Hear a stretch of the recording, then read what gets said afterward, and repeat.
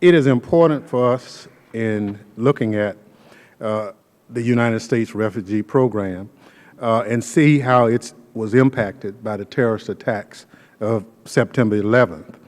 In the aftermath of those attacks, a review of refugee-related security procedures was undertaken, refugee admissions were briefly suspended, and enhanced security measures were implemented.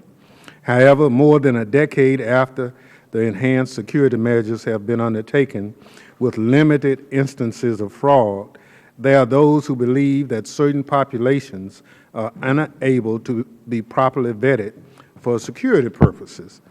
Rather than focus on the fear and concern surrounding Syrian refugees, I think we should focus on the known facts about the Syrian refugee population. The Syrian people are the primary victims of the violent conflict in Syria and the brutal actions of ISIL.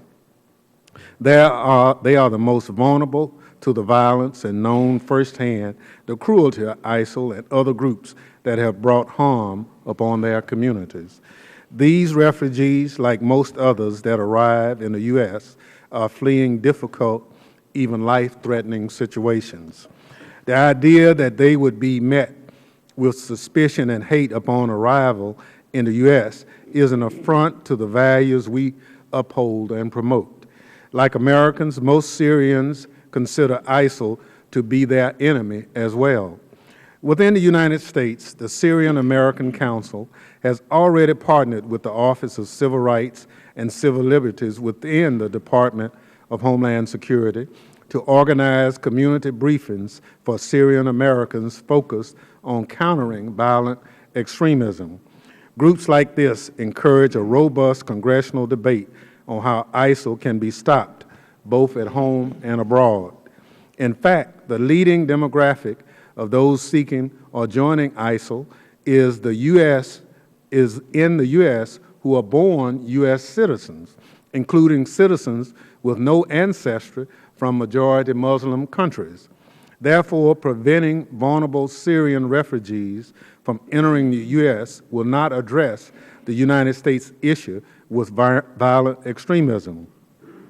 Time and time again, I've urged this committee not to have a narrow view of violent extremism, which ignores violent extremist activities of domestic groups. Regrettably, last week's attack at the Emmanuel AME Church in Charleston brought this issue into stark focus.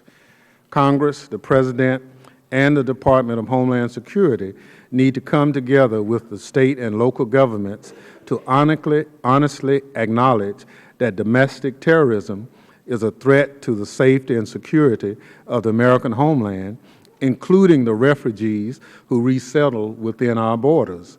We must move beyond the perceived fears of the unknown and focus on credible threat information and allow the security vetting systems we have in place to work. I yield back, Mr. Chairman.